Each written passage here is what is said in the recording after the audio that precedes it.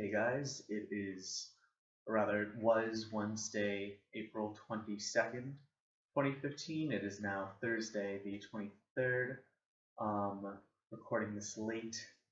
Reason is entirely my fault this time. I just got distracted by things, and so anyway, enough stalling. Let's just get right on to doing this whole comic book review thing. As you can tell from the title, wherever it is on this video, this is just the Convergence books that I picked up this week. I picked up 4 other books, so if you want to see the review of those will be in the next part to this video, which is going up sometime after this one. But before we get there, let's start with Convergence number 3. Just, I guess, short little review. I didn't quite like this issue. I mean, after reading the last one again too, that one just I didn't like it. That one I think was just bad, and whatever I said, I think I gave it too much credit. But this one, I mean, I'm starting off bad here. I didn't like it, and it's not. It's weird because it's not like offensive. It's not uninteresting. I'm very interested in the story. I like the plot that's going on, but the writing is so bland and explanatory and on the nose and corny. It's just, and I think it's like exemplified in these first few pages. There's a fight. The Earth 2 group is ambushed after rescuing Deimos in the back of the last issue. And they're fighting these robots, and like just these 3 panels over here, it's just not good writing. It's just, I mean, it's not awful. It's not like groan-worthy. It's just bad. Can't risk tapping into the planet again. Ugh. These toasters are tough, but nothing my new claws can't handle. Hey, Mr. Drone, how about we play a little Need for Speed? I win. It's like, it's just, I guess it is kind of groan-worthy, actually. It's just not good writing. Nobody says stuff like that, even superheroes. And the rest of these books that I picked up with Convergence all take place in pre-crisis Gotham, so that's 50s, 60s, that's kind of Silver Age comics. And even those characters aren't as corny and just as kind of groan-worthy as a lot of the dialogue in this book. It's just, yeah, it's bad. It's bad dialogue. It's not unreadable by any means. It's not like modern-day Frank Miller bad, but it's not good. And I do like so many other things in this book. I like just the art. Art, again, on this first page. It's bright, it's colorful, everyone's clear, nothing's blurring together. Same with the fight scenes. I think the fight scenes, aside from the dialogue, are very well done. And yeah, just the use of color, the thick outlines. I do like the art in this issue a lot more than I have liked the art in the previous issues. I think it's a different artist this time, or at least it's different enough. Even Batman, darker colors, but still, you know, he still pops out of the book. Everything pops out very neatly. Even in darker scenes, even where you have mostly blues and dark grays, everything is clear. Everything makes sense. So I really like the art in this issue. But yeah, just the writing is so not up to spec. As for what actually happens in this issue, continuing off from last issue, like I said, some of the heroes from Earth 2 rescue this guy Deimos, who is from the center of the planet and claims that he can lead them to a weapon that can defeat Telos. They're ambushed by robots and defeating them, and then reunite with Batman of Earth 2, Thomas Wayne, who went off to meet post-crisis, pre-Flashpoint Bruce Wayne, and they got a little backup in the form of a Batmobile, or Batplane. Over there, they call it the Batmobile. Meanwhile, Telos goes off to Kandor, and I am half convinced Telos. Oh, like Telos is always drawn in the same pose. I'm half convinced he doesn't make any other motions. Um, he's here. His arms are a bit spread more wide than they usually than in here, but it's overall like the same pose. So Telos goes off to Kandor, and Kandor refuses to fight. They're pacifists, so Telos ends up destroying them. Just getting rid of whole city of Kryptonians just like that. Again, show of force, show of power, shows that he is not to be messed with. Meanwhile, the Earth 2 Justice League breaks up once again. Batman and Dick Grayson going off on their own, while the rest of them follow Deimos to the center of the Earth, Skrtaris. And I do like, again, I like what they're doing in this book. I like how Batman, Dick Grayson, who is not Robin in Earth 2, still goes along with Batman, still feels the need to follow this Batman around, because Batman needs a Robin. I like how they're doing that. I just wish the actual dialogue were better written. We get a little backstory on Skrtaris, that there are these villains there who are kidnapping heroes, kidnapping people who have the ability to make this weapon. Meanwhile, we have Thomas and Dick ambushed by a bunch of villains from the pre-Flashpoint Gotham, and end up fighting. And Batman is all out of super medicine, so he's just an aging old man with a little bit of fighting skills at this point.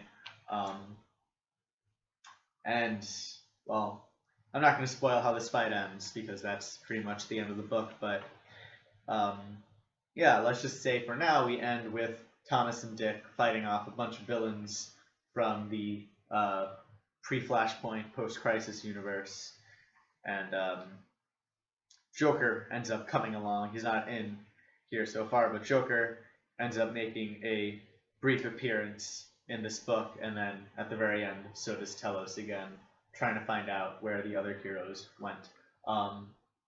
And so yeah, again, I want to like this book. I like the idea, but the execution has left a lot to be said. So yeah, that kind of sucks. So moving on to Convergence, The Flash, #1. And again, really like the art. I really like the art in all of these books, actually, and I'm gonna keep on repeating it. But yeah, what I like is that because we're going pre-Crisis, and we're getting kind of that Silver Age stuff, we get all of these bright primary colors, and just the cover here, we get the bright sky blue, red Flash. It looks a bit. I thought the cover was Mike Allred for a minute. It's not, but it looks very Mike Allred, who again uses these bright, bombastic, saturated colors, and I really like it. The inside looks different, and that's actually something that caused a bit of cognitive dissonance for me, is that you have these Silver Age characters, but they're drawn in a more modern style in this book.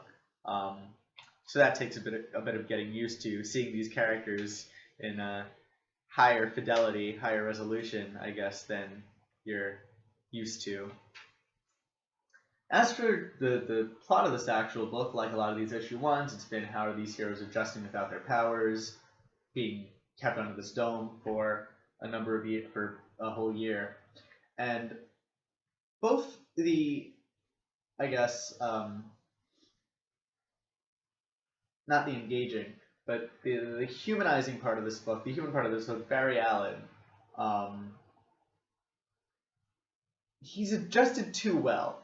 Like, Silver Age Barry Allen, he's just a nice guy, and he has some difficulties. He misses his wife Iris, he misses being the fastest man alive, but he's almost too well adjusted, and for most of this book there is no conflict, because he's not dealing with any supervillains. He's basically taken over, he's basically doing the job he had in his book. He's a forensic scientist for the police, a forensic investigator for the police. He's just doing that in Gotham now without his powers.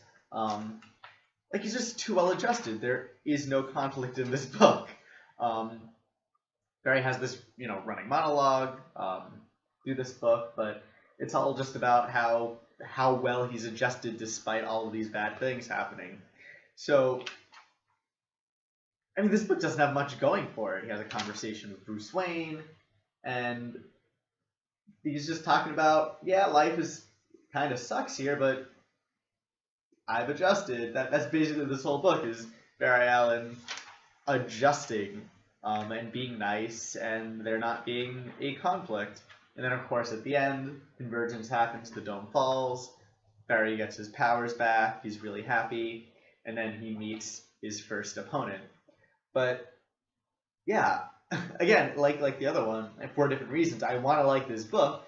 I really like Barry Allen, I really like this character, but because just of the nature of his character, there's no conflict to this book. There's nothing to grab you and make you question, how is this going to turn out? What's going to happen? Especially with the foregone conclusion of he's going to get his powers back. So, yeah, this is a very weird book to digest because of that. Just weird sort of dissonance between liking the main character, like the protagonist, but him having nothing to do for the whole thing. So, moving on to Convergence Wonder Woman, again, pre-Crisis on Infinite Earths Wonder Woman, done in a not pre-Crisis style, which is, and again, it takes some getting used to. There's a bit of dissonance for me in doing that. But again, I like the art style to this one. It's very different from The Flash, but it's still, I think it fits the character. Each of these art styles fits the character really well. And yeah, I just like it. I'm liking this a lot.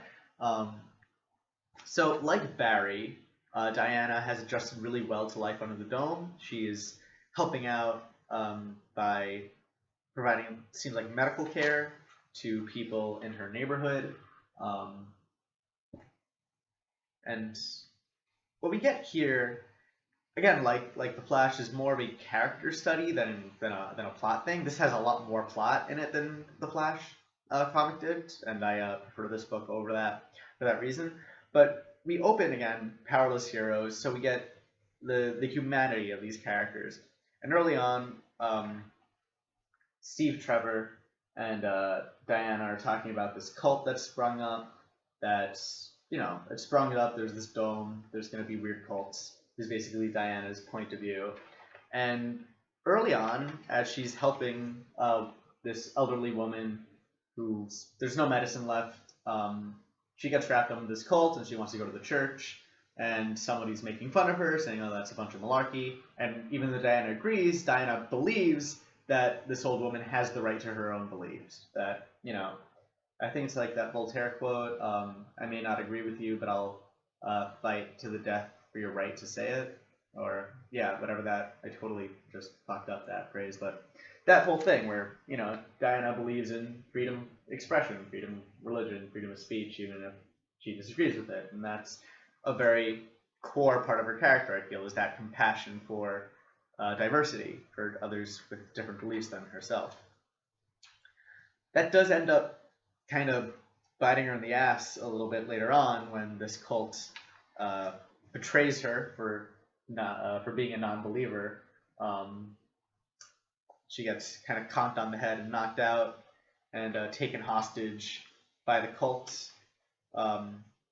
As she's unconscious, the dome falls, and Steve Trevor and Etta Candy, another sidekick of hers, go looking for her in the church. And while she's conked out, Gotham is invaded by well, I'm not going to spoil it just yet, but anyway, Convergence happens, she ends up getting her powers back, breaks free from the prison, and then has to defend Gotham from the Red Rain universe, where everybody is vampires. And so a bunch of villains from that place came to this Gotham, and now Wonder Woman has to fight them off. And that's basically the plot to this book, is Wonder Woman gets her powers back versus vampires. So, pretty cool stuff. And again, we get that character thing in the beginning. well, all throughout this book with her helping people out, even though she may disagree with them. Very just, get that core compassionate heart of Wonder Woman. And then we get to see her beat some stuff up, which is really fun. That's the other half of why I like Wonder Woman, is because she's a badass. Yeah, badass with a heart of gold. So that's Wonder Woman. Really enjoyed it. Next up, we have Convergence Adventures of Superman. And as you can tell on the cover, Supergirl plays a large part in this story too. So we open up with Superman and Supergirl under the dome without their powers, helping Lucius Fox build a portal to the Phantom Realm. And Superman and Supergirl hope to use this portal, go through the Phantom Zone, break through on another side, and find out what's going on while they have their powers back. They end up succeeding and going to the Phantom Zone right as the dome falls and Gotham is invaded by an ape army from New York City, like from the Kamandi Last Man, the Last Boy on Earth storyline, where everybody is animals except for Kamandi. So this guerrilla army starts to invade Gotham right as Superman and Supergirl are trapped in the Phantom Zone. And a large part of this, which is a nice mix, a nice change from the usual that we're getting in this book, is that it takes place in the Phantom Zone. Throughout this entire book, these characters have their powers. So, really neat twist, something unique in these Convergence tie-in books so far. So we have Superman and Supergirl go up to the Phantom Zone. Of course, they are trying to look for a way out that isn't back into Gotham under the dome. They end up getting ambushed by a bunch of Kryptonian criminals who want revenge on the L family for trapping them in the Phantom Zone. So Superman and Supergirl split up. Superman decides to fight the majority of the Kryptonians while Supergirl looks for a way out. Superman is overpowered, beaten up, and Supergirl meanwhile finds this weird part of the Phantom Zone where she's given visions of the future, and being pre-Crisis, her future is Crisis on Infinite Earths, and of course in Crisis on Infinite Earths, Supergirl dies. So she sees herself dying if she returns to her world, and that creates a bit of a crisis for her, so basically either help save my world, which is trapped under this dome, return to normal and die, or I let everybody suffer under the dome. And of course, Supergirl being Supergirl decides to make the greater sacrifice, sacrifice herself for the greater good rather, ends up rescuing Superman, but of course it's a little too late, and they remain, at the end of this book, trapped in the Phantom Zone, while in Gotham, they are being invaded by apes. So at the end of this book, we're left again with a neat sort of something completely different from the rest of these Convergence books, where we have these characters with their powers, but they're not in the dome. They're not under the dome, or they're not in their city when the dome drops. They're trapped outside of it and have to find a way back into Convergence. They're in a little pocket outside of the rest of the story, which I find interesting. And again, I like seeing these Silver Age characters, these pre-Crisis characters. I guess there might be Bronze Age too. I forget how the comic book epochs work, but I like seeing these characters. Again, art style takes some getting used to. And this one's probably the closest to the Silver Age stuff. You have kind of small-headed Superman here with the defined musculature. Anyway, like really square body. I like reading these characters, and a lot of these characters are written really well. I think this is Marv Wolfman, who is a writer, been writing for a long time, so really nails these characters, and I really enjoyed this book too. So that's that. I'm gonna take a sip of water. Because talking so much, dries your voice out. And finally, last book of Convergence this week is Batman and the Outsiders. And I, again, really like this book. First thing, I really love the art in this book. I really missed this Batman costume. Um, I grew up with Bruce Timm, Batman the Animated Series, so I miss the blue costume with the yellow oval and the yellow utility belt. Like, I miss having color in Batman. I really love like what Greg Caputo and um, not Peter Tomasi he's writing, but what the artists are doing with Batman now with the black costume. I like all their styles, but there's just something about having Batman with the blue cape, with the yellow oval, with the bright yellow utility belt that color is good. Color is nice. I really enjoy color, and so I really enjoy seeing this Batman. And the way they're doing it, this texture, it's very reminds me of World's Finest, Batman, Superman, World's Finest. I forget who did the art for that, but kind of that style where it's still, it's not pulpy, it's not very 60s comic book style, but you have those colors with this more, I guess, defined not like high def, but more defined image. I think it's a really good style. Like just this one page here. I was looking at it for minutes. I was like, wow, I really like this Batman. I just really like that illustration here. And so this book, we follow Batman and the Outsiders as they're adjusting to life under the dome. Batman, of course, used to not having any powers, but not used to being on such limited resources. Meanwhile, we cut to a bunch of the Outsiders, each helping out in their own way, or adjusting to this life in their own way. We have Black Lightning building a power plant for people, and everyone seems to really, like, they get that he doesn't have powers, but they're glad that he's helping out. Everyone seems kind of buddy-buddy with him. Katana goes to visit, I forget her name, Prism? This one.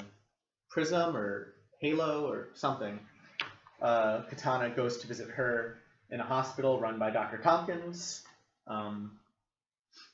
Apparently losing her powers took a lot out of her. We have Geoforce helping out with construction and stuff, and like Black Lightning palling around with just people in the city, going to bars. And he's a bit more depressed, it seems. He's kind of drinking away his sorrows. He's just kind of really bummed out by this whole dome thing. And then we have Metamorpho, Rex, I forget his name, whose powers, he always felt his powers were a curse, and so now that he doesn't have them, he's really enjoying life with his girlfriend. So he sees this whole dome thing as a blessing, as a dream come true. Then